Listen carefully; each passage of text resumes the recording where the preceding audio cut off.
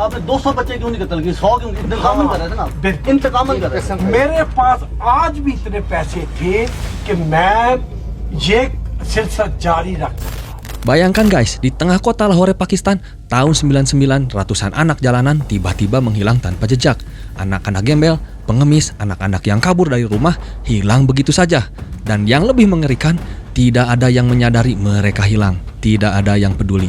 Hingga suatu hari polisi menerima sebuah surat yang isinya bikin bulu kuduk merinding. Surat pengakuan dari seorang pembantai berantai yang mengklaim telah menghabisi 100 anak laki-laki. 100 guys. Dia menulis detail tragedinya dengan sangat rinci, bagaimana dia menyiksa mereka, mencekik mereka dengan rantai besi, lalu melarutkan tubuh mereka dalam tong berisi asam. Dan yang paling gila, polisi pertama yang baca surat itu langsung membuangnya ke tempat sampah. Mereka pikir itu cuma hoaks belaka. Lalu apa yang sebenarnya terjadi? Apa motif di balik semua tragedi ini? Halo guys, gua Menok, selamat datang di channel gua. Sebelum kita lanjut, gua mau kasih disclaimer dulu. Kisah yang akan gua ceritain ini adalah kisah nyata. Ini benar-benar terjadi guys, dan mungkin beberapa detail di cerita ini akan bikin kalian merinding, mual, atau bahkan marah. Tapi menurut gua cerita kayak gini penting untuk kita dengar supaya kita bisa belajar, supaya kita bisa lebih aware sama bahaya yang akan datang di sekitar kita. Jadi kalau kalian siap, jangan lupa like, komen, dan subscribe biar kalian gak ketinggalan episode-episode selanjutnya. Dan aktifin juga lonceng notifikasinya supaya kalian langsung tahu kalau ada video baru. Oke guys, langsung aja kita masuk ke ceritanya. Pakistan guys adalah negara yang punya sejarah panjang dan kaya budaya, terletak di Asia Selatan. Negara ini punya pegunungan Himalaya yang indah, situs-situs bersejarah yang megah, dan kota-kota yang ramai seperti Lahore, kota terbesar kedua di Pakistan. Lahore itu terkenal sebagai jantung budaya Pakistan guys. Ada kuil-kuil kuno, makam sufi yang megah kayak Data Darbar, dan banyak monumen bersejarah kayak Minar-e Pakistan. Tapi di balik keindahan itu, Lahore juga punya sisi gelap. Ada jutaan anak jalanan yang hidup di sana. Anak-anak yang kabur dari rumah, yatim piatu, atau yang dibuang keluarganya. Mereka tidur di jalanan, nyari makan dari sampah, dan jadi target empuk buat orang-orang jahat. Dan disinilah cerita kita dimulai.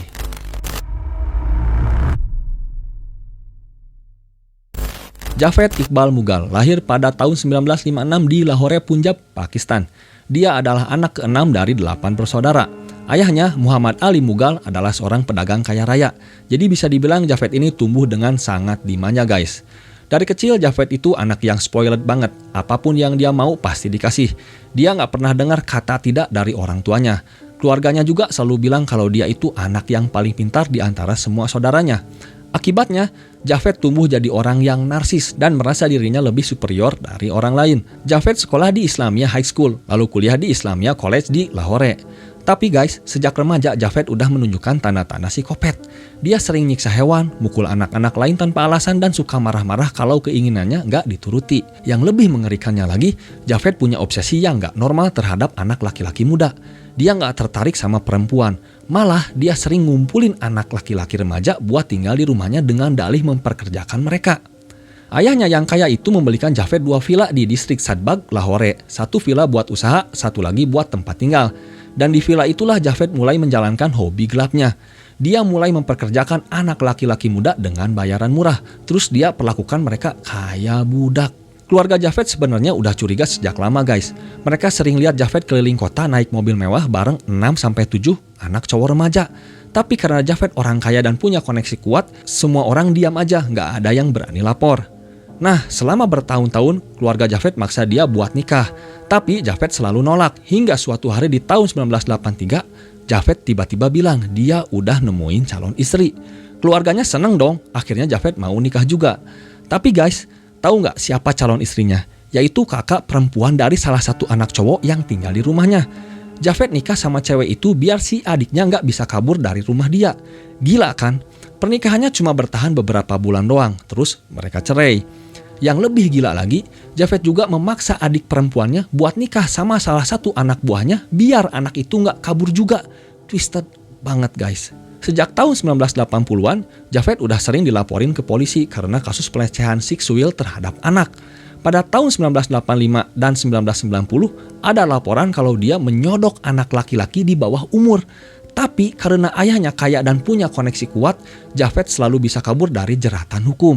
Bahkan Javed pernah ditangkap tahun 90 dan masuk penjara selama 6 bulan karena kasus menyodok. Tapi itu nggak bikin dia kapok guys, malah dia makin berani. Javed juga punya majalah sendiri yang judulnya Anti Corruption Crime. Dia pakai majalah itu buat menjilat polisi. Dia wawancara puluhan perwira polisi dan nulis artikel yang memuji mereka.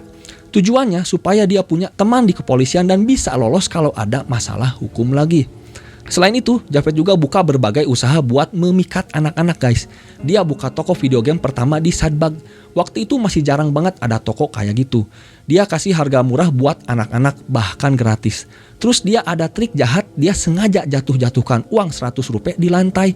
Tunggu ada anak yang ambil, terus dia teriak kalau uangnya dicuri dan dia geledah anak itu di ruangan terpisah sambil melecehkan mereka. Setelah orang tua mulai curiga dan melarang anak-anak mereka ke toko Javed, dia buka usaha lain seperti akuarium ikan, tempat gym, bahkan sekolah ber-AC bernama Sunside School. Tapi nggak ada satupun orang tua yang mau kirim anaknya ke sekolah itu karena reputasi Javed yang udah jelek banget. Pada tahun 93, ayah Javed meninggal dan dia dapat warisan 3,5 juta rupiah atau sekitar 5,8 miliar rupiah. Dengan uang itu dia bangun rumah mewah dengan kolam renang dan kolam di basementnya. Dia juga beli 4 mobil mewah yaitu Pajero, Lancer, Toyota, dan Suzuki FX. Tapi di tahun 98 ada kejadian yang mengubah segalanya guys. Javed dipukuli habis-habisan sama 2 orang anak buahnya sendiri. Mereka mukulin kepala Javed sampai pecah, tulang belakangnya patah dan dia nggak sadarkan diri selama 3 minggu. Javed sempat dirawat di rumah sakit, tapi keluarganya nggak ada yang mau bayarin biaya pengobatannya. Akhirnya, rumah, mobil, dan toko Javed dijual buat bayar biaya rumah sakit. Pas Javed sadar dan pulang, dia shock berat. Semua hartanya udah habis. Lebih parahnya lagi, ibunya yang sangat dia sayangi meninggal karena serangan jantung saat Javed masih di penjara. Ibunya meninggal karena malu dan sedih anaknya jadi buronan polisi. Sejak saat itu, Javed berubah jadi monster guys. Dia bilang, ibuku menangis karenaku. Aku ingin membuat 100 ibu menangis untuk anak-anak mereka. Dan dia benar-benar melakukannya.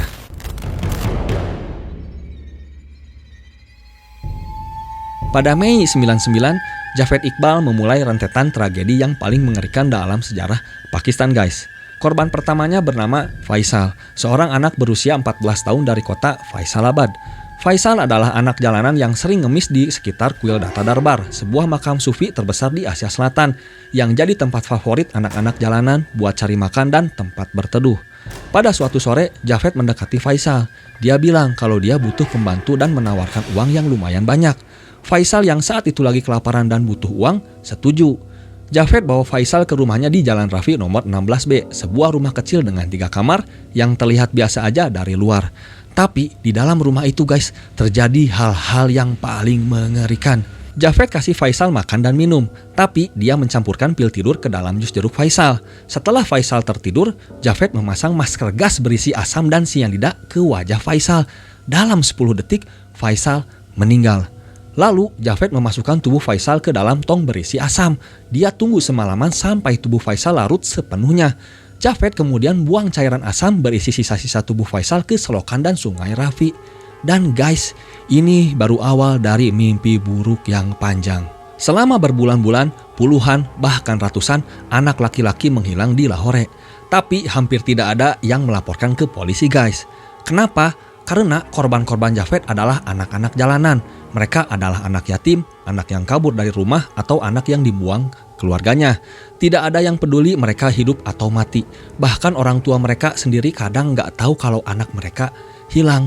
Dari 100 anak yang hilang, hanya 25 yang dilaporkan hilang ke polisi. Sisanya menghilang tanpa jejak dan nggak ada yang nyariin. Polisi Pakistan juga nggak kompeten guys. Mereka nggak punya pelatihan khusus buat nanganin kasus pembantaian berantai. Mereka nggak punya psikolog forensik, nggak ada database DNA, nggak ada sistem yang canggih kayak di negara barat. Jadi kasus hilangnya anak-anak ini dianggap sepele aja. Hingga akhirnya di akhir November 99, polisi menerima surat pengakuan dari Javed. Pada tanggal 2 Desember 99, kantor surat kabar Daily Jang di Lahore menerima sebuah paket. Isinya sebuah surat tulisan tangan yang panjangnya 32 halaman, lengkap dengan foto-foto 100 anak laki-laki yang diberi nomor. Di surat itu Javed menulis, "Hitunganku sudah mencapai 100. Dengan rahmat Tuhan, masih bisa-bisanya dia bawa Tuhan. Aku telah menyelesaikan misiku. Air mata mengalir di pipiku. Aku akan memastikan pesan dan misiku sampai ke seluruh dunia. Aku akan membuat banyak ibu menangis. Aku mengirim anak-anak mereka ke dunia lain tanpa peti mati, melainkan melalui selokan. Satu kematian lagi setelah membantai 100 orang tidak akan membuat perbedaan besar. Dunia akan mengingat cara balas dendamku ini. Di surat itu juga Javed kasih detail lengkap tentang cara dia menghabisi korban-korbannya. Dia beri mereka pil tidur atau makanan yang dicampur obat bius. Setelah korban pingsan, dia cekik mereka dengan rantai besi. Dia potong-potong daging mereka. Dia larutkan tubuh mereka dalam tong berisi asam hidroklorat. Lalu dia buang sisa-sisa daging ke sungai Rafi. Javed bahkan menulis, biaya untuk menghapus setiap korban, termasuk asam, adalah 120 rupiah atau sekitar 40.000 rupiah. Guys, ini bukan manusia, ini monster. Setelah baca surat itu, wartawan dari Daily Jang langsung ngebut ke alamat yang Javed tulis, yaitu Jalan Rafi nomor 16B. Pas mereka sampai, rumah itu kosong dan terkunci. Mereka panjat tembok lalu masuk ke dalam. Dan guys, apa yang mereka temukan di sana bikin mereka shock berat. Di dalam rumah itu ada tumpukan baju dan sepatu anak-anak, 85 pasang sepatu dan ratusan potong pakaian. Kartu-kartu yang ditempel di dinding berisi detail tentang setiap korban, nama, umur, tanggal pembantaian, lalu 2 tong besar berisi asam dengan sisa-sisa mayat yang setengah larut masih mengapung di dalamnya.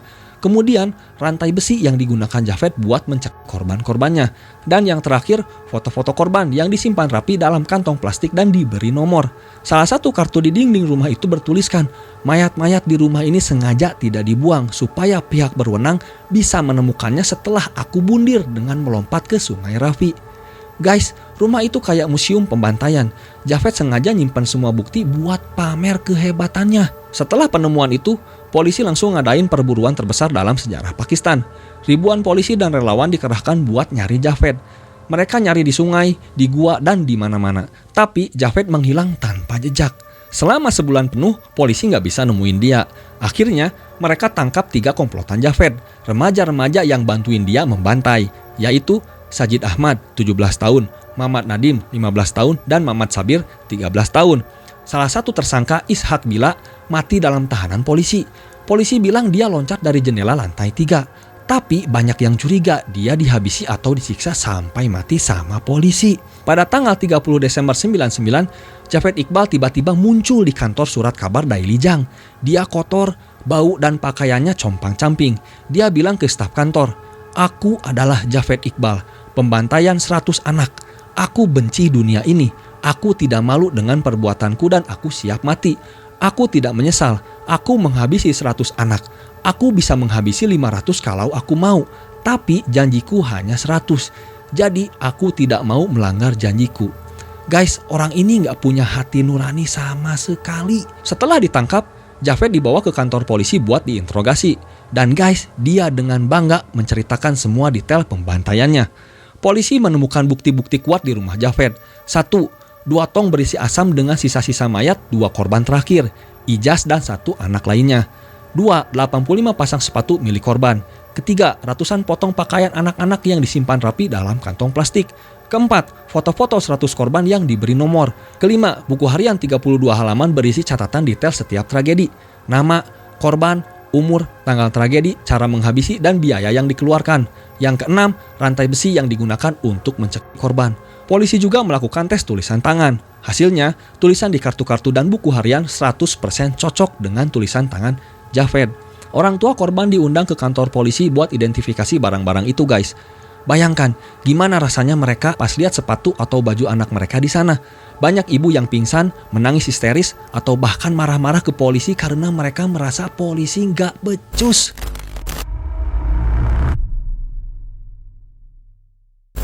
Javed Iqbal mengaku kalau dia menghabisi 100 anak laki-laki dalam waktu 147 hari, dari Mei hingga November 1999. Cara dia menghabisi korban-korbannya selalu sama guys.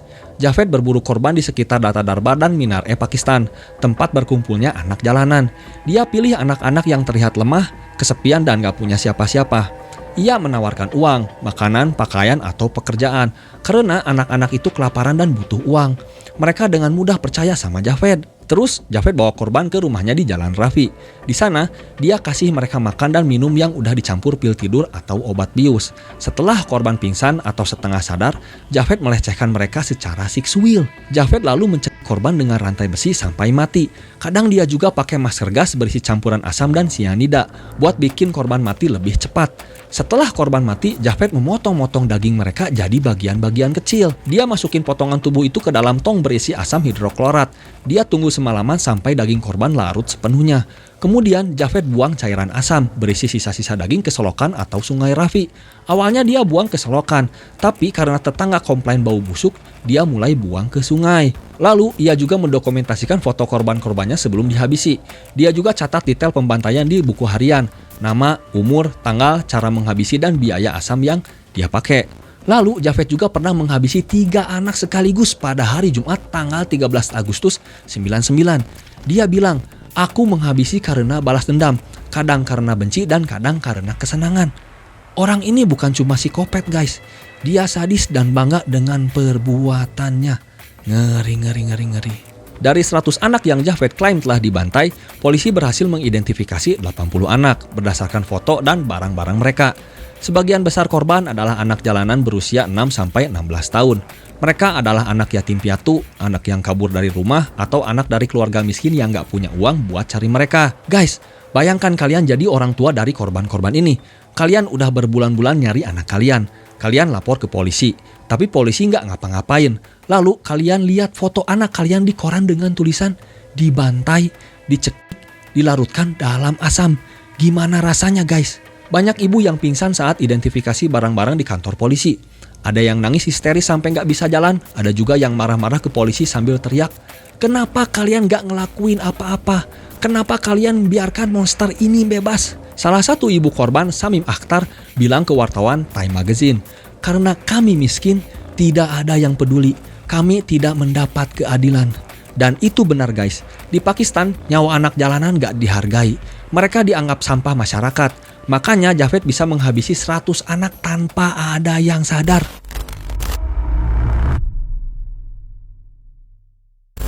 Sekarang gua mau ceritain tentang salah satu korban Javed yang paling menyayat hati guys. Namanya Ijaz, seorang anak laki-laki remaja berusia sekitar 14-15 tahun. Dia punya adik laki-laki bernama Riaz. Mereka berdua adalah anak jalanan yang cari makan dengan jadi tukang pijat di sekitar Minar-e, Pakistan. Kalau mereka berhasil dapat 20 rupiah sehari, itu udah dianggap hari yang bagus buat mereka. Suatu hari di bulan November 99, Javed mendekati Ijaz dan Riaz. Dia tawarin mereka 50 rupiah buat pijat dia. Ijaz dan Riaz seneng banget kan, lumayan tuh dapat duit segitu. Javed bawa mereka berdua ke rumahnya. Ijaz suruh adiknya Riaz pulang duluan, bilang kalau dia bakal nyusul nanti. Riaz pun pulang. Itu terakhir kalinya Riaz lihat kakaknya hidup-hidup. Keesokan harinya, Riaz balik ke rumah Javed buat nyari kakaknya. Tapi Javed bilang, "Kakakmu udah pulang tadi malam." Riaz percaya dan pergi. Beberapa minggu kemudian, Riaz lihat foto kakaknya di koran. Ijaz ada di daftar korban Javed Iqbal. Riaz nangis histeris guys. Dia merasa bersalah karena ninggalin kakaknya sendirian. Dan tahu nggak guys, di foto terakhir Ijaz yang ditemukan polisi, Ijaz lagi pakai baju biru yang baru, hadiah dari Javed sebelum Javed habisi dia. Foto itu diberi label nomor 57. Tapi menurut catatan Javed, Ijaz sebenarnya adalah korban ke-97. Guys, ini bukan cuma angka, ini adalah anak-anak dengan mimpi, harapan, dan keluarga yang mencintai mereka.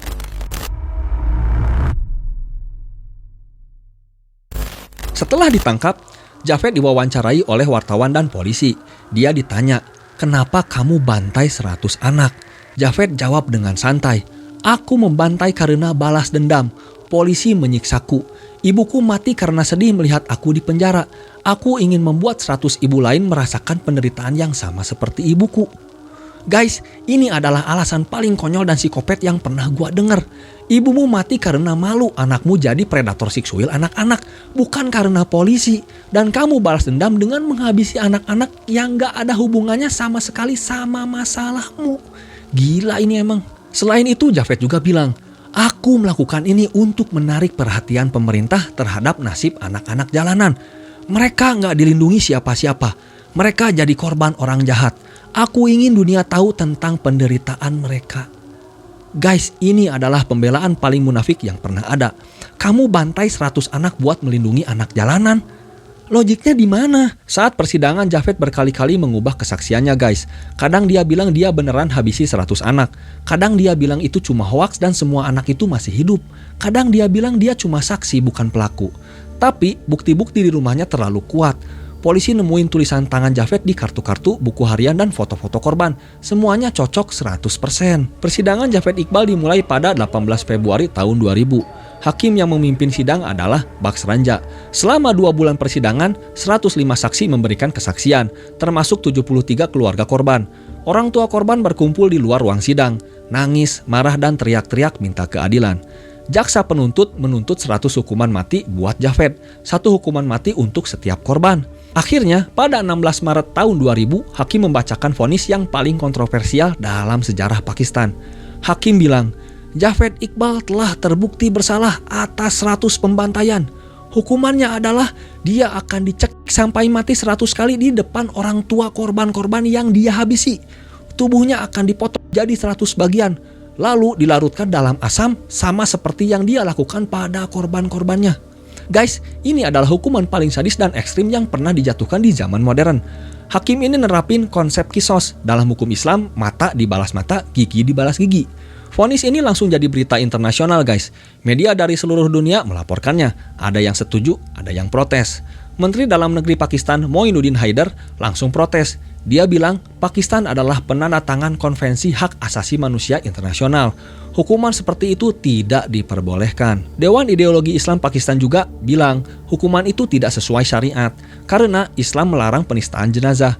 Tapi guys, jaksa penuntut malah mendukung vonis itu. Dia bilang Javed Iqbal bukan manusia, dia adalah binatang buas. Setelah divonis mati, Javed Iqbal mengajukan banding ke pengadilan tinggi. Dia tetap ngotot kalau dia nggak bersalah. Javed ditahan di penjara Kot Lakhpat di Lahore sambil menunggu eksekusi. Tapi pada pagi hari tanggal 8 Oktober 2001, penjaga menemukan Javed dan komplotannya Sajid Ahmad sudah tewas di sel mereka. Pihak penjara bilang mereka bundir dengan gantung diri pakai spray. Tapi guys, banyak yang curiga mereka dihabisi sama polisi atau sipir penjara. Kenapa? Hasil otopsi menunjukkan tubuh mereka penuh luka memar akibat pukulan benda tumpul. Leher mereka penuh darah dan ada bekas strangulasi yang gak wajar. Hidung mereka berdarah. Lidah salah satu dari mereka ada yang bekas terpotong. Pengacara Javed, Faisal Najib Qodri, bilang Javed menulis surat ke saya. Bilang dia takut dihabisi oleh pihak penjara dan sekarang dia mati dengan cara yang mencurigakan. 6 petugas penjara diskor karena kelalaian mereka. Tapi guys, gak ada yang dihukum. Dan begitulah akhir hidup Javed Iqbal, sang monster yang membantai 100 anak. Guys, cerita Javed Iqbal ini benar-benar bikin gua miris banget. Bayangin ada 100 anak yang hidupnya direnggut dengan cara yang paling kejam. Mereka dicekik, dipotong-potong, terus dilarutkan dalam asam kayak sampah. Dan yang paling menjadikan, gak ada yang peduli sama mereka. Sampai Javed Iqbal sendiri yang pamer perbuatannya. Dari kasus ini kita bisa belajar beberapa hal penting guys. 1. Peduli sama anak jalanan. Jangan pernah remehkan atau abaikan anak-anak jalanan. Mereka adalah manusia yang punya hak untuk hidup dan dilindungi. Yang kedua, sistem hukum yang adil. Kasus Javed Iqbal menunjukkan betapa lemahnya sistem hukum di Pakistan. Javed berkali-kali dilaporin ke polisi tapi dia selalu lolos karena dia orang kaya. Kita harus punya sistem hukum yang adil untuk semua orang, gak peduli kaya atau miskin. Ketiga, pentingnya awareness. Orang tua harus lebih waspada dan aware sama bahaya predator seksual di sekitar kita. Jangan biarkan anak-anak kita jadi korban. Dan yang terakhir, jangan diam saat melihat kejahatan. Tetangga Javed Iqbal sebenarnya udah curiga sama perilaku anehnya. Tapi mereka diam aja karena takut. Kalau mereka berani lapor lebih awal, mungkin 100 anak itu bisa diselamatkan. Guys, kalau kalian mau bantu anak-anak jalanan di Pakistan atau di negara-negara lain, kalian bisa donasi ke organisasi kayak Save the Children atau Human Appeal. Setiap donasi kecil kalian bisa ngubah hidup mereka. Oke guys, itu tadi cerita tentang Javed Iqbal, salah satu pembantai berantai paling sadis dalam sejarah. Apa pendapat kalian tentang kasus ini? Tulis di kolom komentar. Oke, thank you guys yang udah nonton dari awal sampai akhir. Jangan lupa like, komen, dan subscribe. Dan jangan lupa juga share ke teman-teman kalian yang gagal ginjal dan gagal sukses biar mereka tetap semangat hidup. Thank you, goodbye.